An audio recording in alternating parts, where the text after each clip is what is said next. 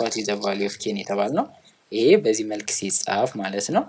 ጀስት የመጀመሪያው ስቴፕ ይሄኛውን ጀስት ወደዚህ መቀየር ማለት ነው። ኤ ማይነስ ቢ ኢንቱ ኤ ፕላስ ቢ ከተባላችሁ ምንድን ነው የሚሆነው? ኤ ስኬር ማይነስ ቢ ስኬር እንደሚሆን ታውቃላችሁ።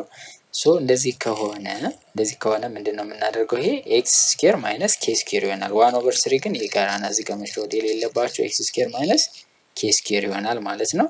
ስለዚህ 1/3 ኤክስ ስኬር ማይነስ 1/3 ኬ ስኬር ይሆናል ማለት ነው እዚህ ጋር። ስለዚህ 1/3 ኤክስ ስኬር ከማን ጋር እኩል ነው? ከ1/3 ኤክስ ስኬር ጋር እኩል ነው። ማይነስ 2 ደግሞ ከማን ጋር እኩል ይሆናል? ከማይነስ 1/3 ኬ ስኬር ጋር እኩል ይሆናል ማለት ነው። ኔጌቲቭ በኔጌቲቭ ጀስት ይጣፋል ወይ ፖዚቲቭ ይሆናል። ከዛ በሶስት ሁለቱንም ሳይድ ስናበዛው ይሄኛው 6 ይሆናል ማለት ነው። እኩል ነው ኬ ስኬር ይሆናል። ስኬር ሩት ይሆናል።